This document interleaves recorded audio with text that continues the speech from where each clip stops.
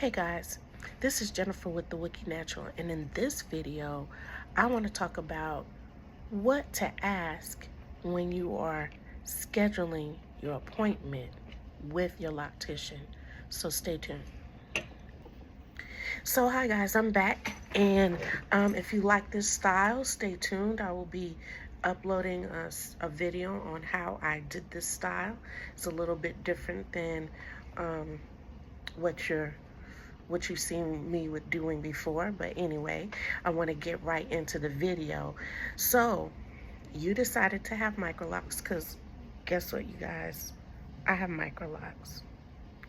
Okay, I started them last year, and then I added extensions like a couple of months ago myself.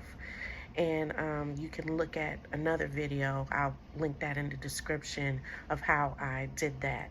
But in this video, say you want to get MicroLocs, but you don't know what to do or where to ask.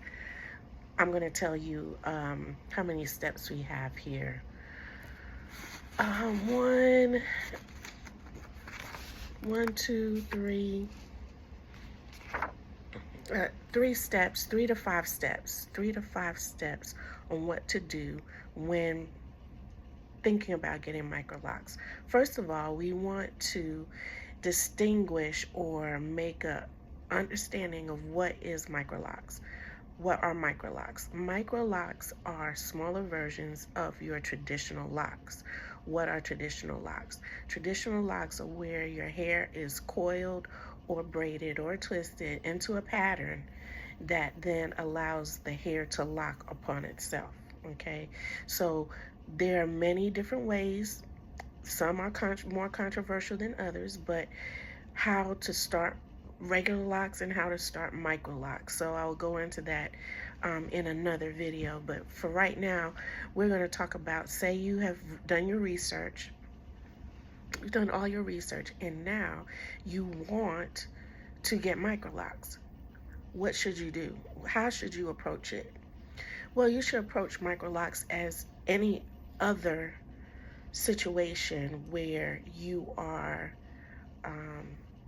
making a plan. So the first thing I would say is to have a plan. I'm going to take off my glasses so because you can't really see me with my glasses on when I finally got my glasses together. But anyway, the first thing you want to do is have a plan.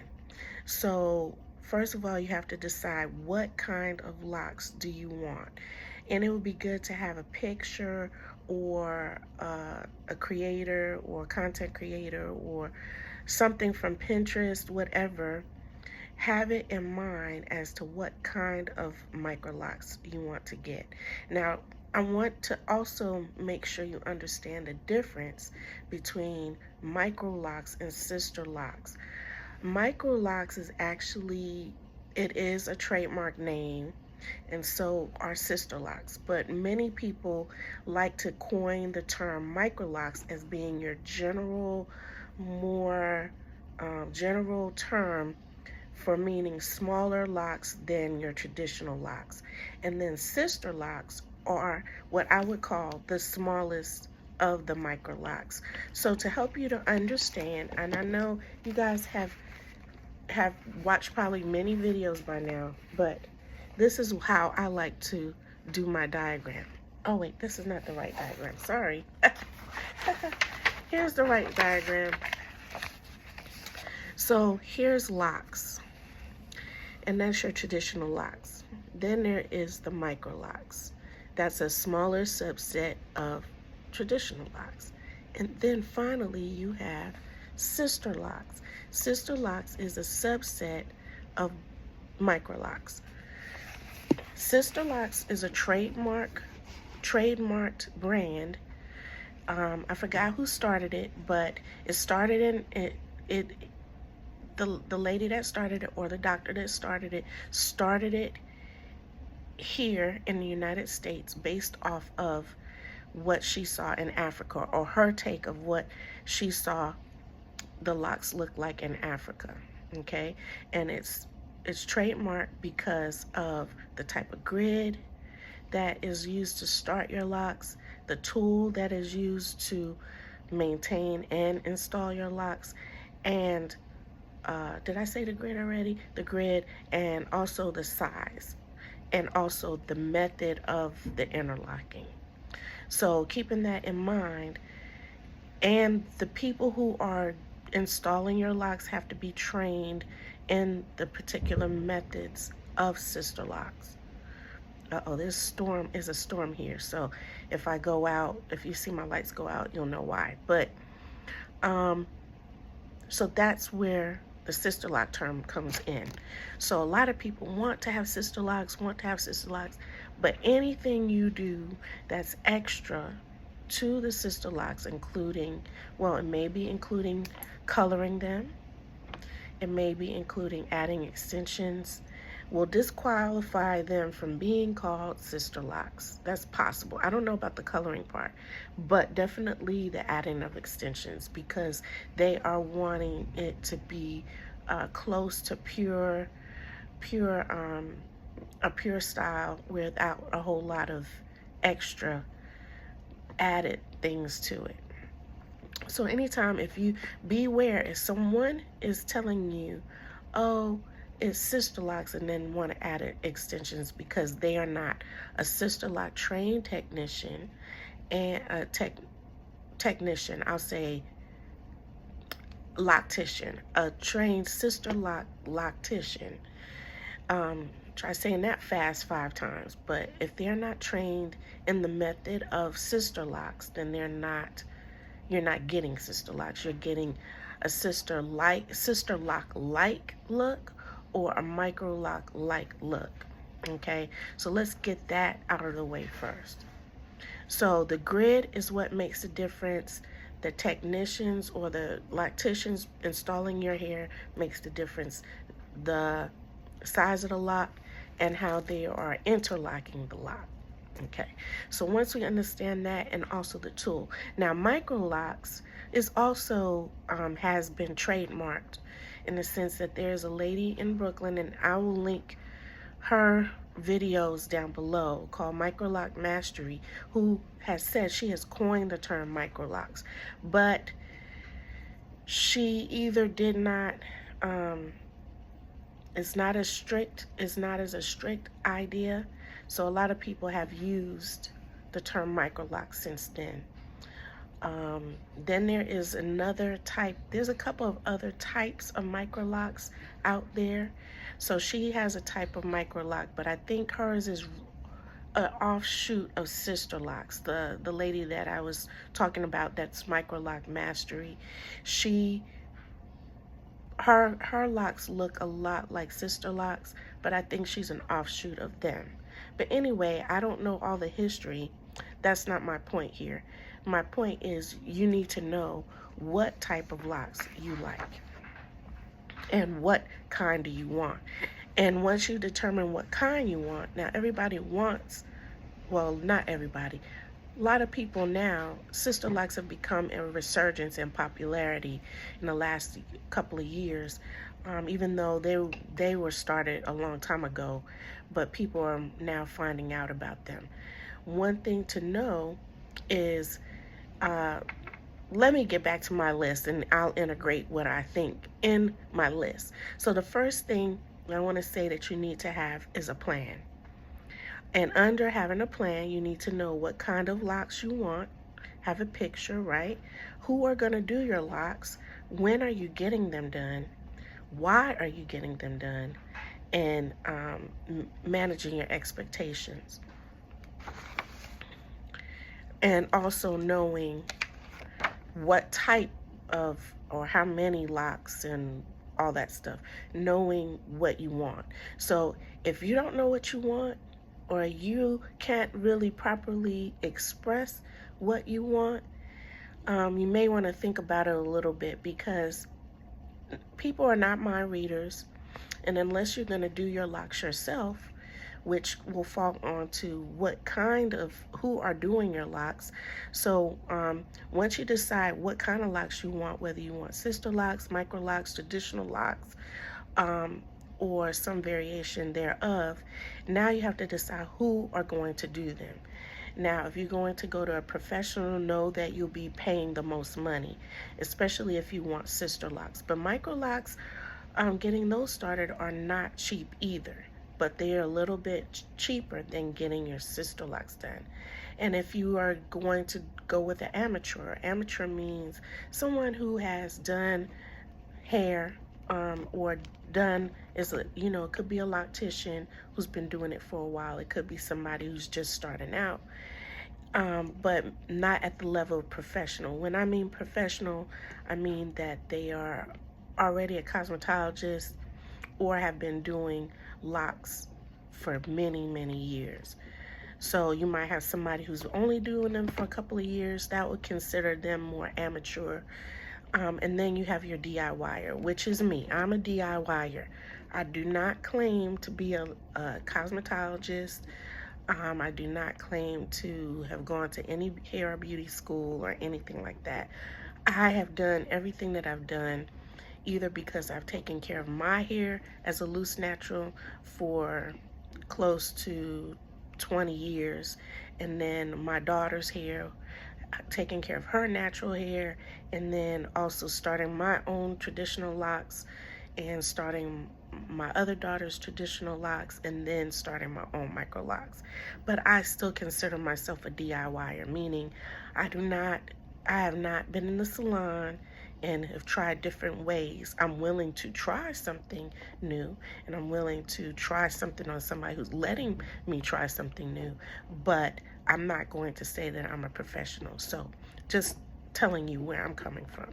So now, when the next thing is, if you want to get these MicroLocs, when are you going to get them? Because it might take a couple of days to install.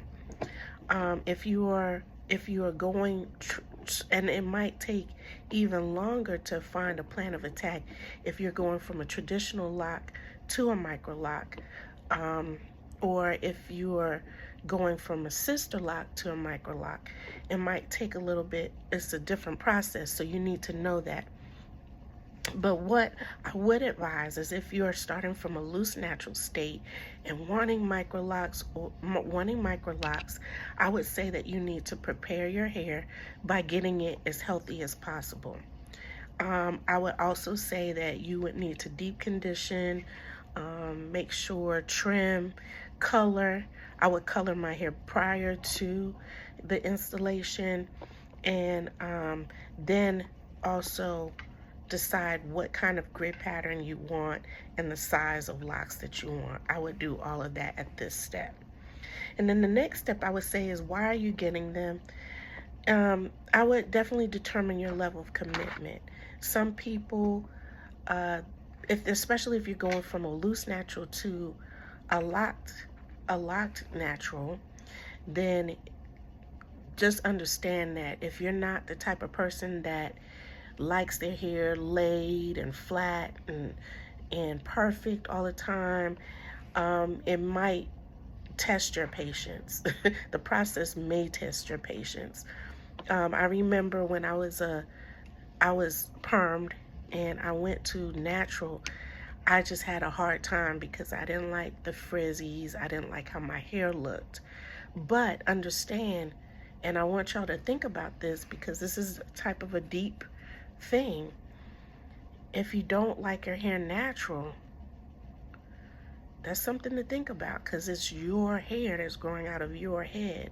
So if you prefer it permed, that might require some introspection. It may not, if you just like it permed because that's what you like. But if you are going from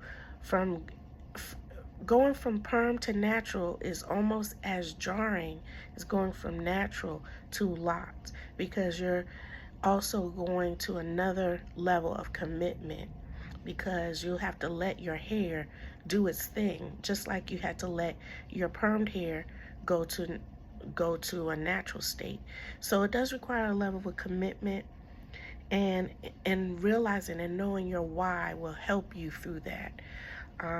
Some days you'll have to come to grips with managing, knowing that you will have bad days where you wake up in the morning, you don't like your hair, however it looks, and then you have to work your way through it and saying, okay, this is going to be something that I'm going to have to do so that I can get through this.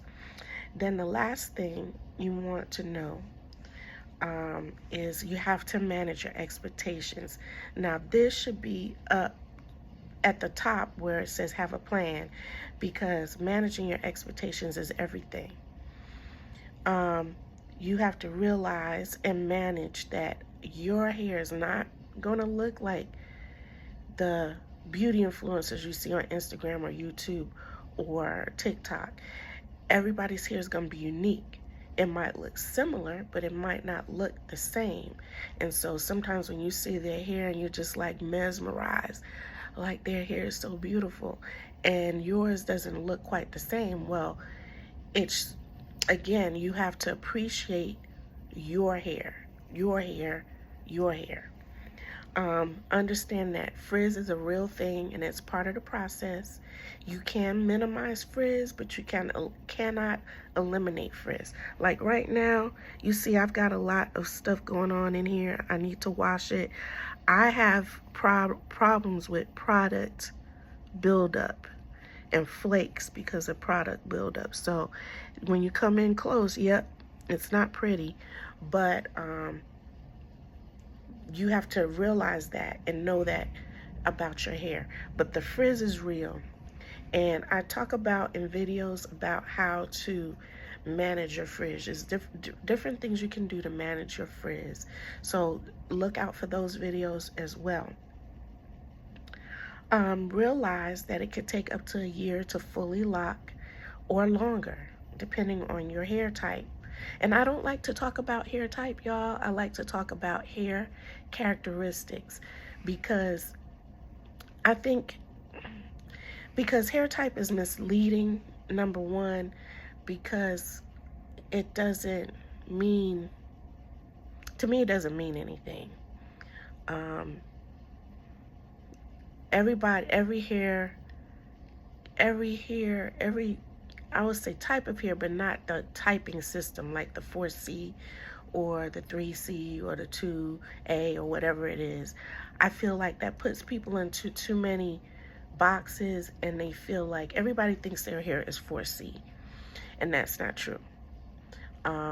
Everybody thinks their hair is 4C. And I know for myself, I thought I was 4C, but then when you see what the curl looks like at a 4C level, that's not a lot of people's hair. And what if it's even curlier than 4C? 4C doesn't go far enough. Sometimes people's hair are really tightly spiraled, where it is more like a Z shape. So what do you call that type?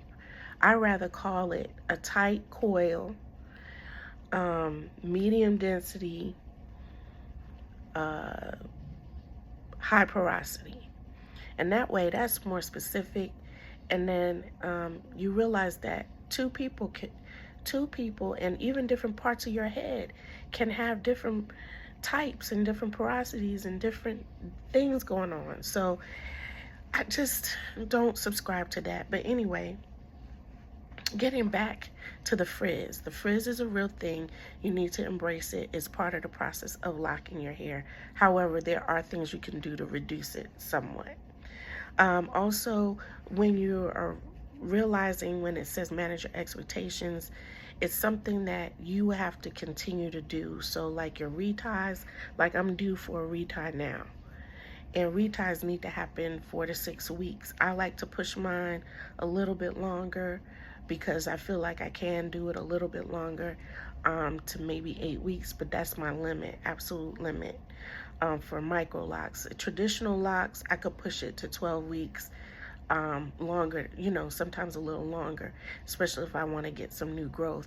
But understand that you will have some problems with your hair matting together. And then realizing, last two things, is that low maintenance does not mean no maintenance. So the time that it takes to curl, to retie, it's still, you're gonna have to set aside time. Like you set aside time for a nail appointment, or you set aside time to go get your hair done in a salon. you have to give yourself the same amount of respect and allow your hair to get done too. Allow yourself to have time to get your hair done. I don't mind retying my hair. I like to take my time doing it. I typically can do it in one day, and I like watching TV while I'm doing it and working on stuff like that. And sometimes I'll do videos where I do it as well. And then I just think it's important, whether you decide to go get a professional to do your hair or to do your hair yourself, or some manner in between, maybe get a friend to do your hair. I just think it's important for you to know how to do your hair yourself, whether you seek a professional to do it, because in an emergency, what if your beautician is booked? It's just good to know how to do that yourself. And even if you're a sister lock, y'all, I just feel like it's important for you to do that yourself. Know how to do it yourself, how to do it in a pinch. And that's what I have for you. So, in recap is very important to have a plan. And having a plan means knowing what kind of locks you want, who are doing them, when are you getting them, why are you getting them, and then managing your expectations. So I hope this video helps, and I hope to see you in the next one. So until next time, stay wookie.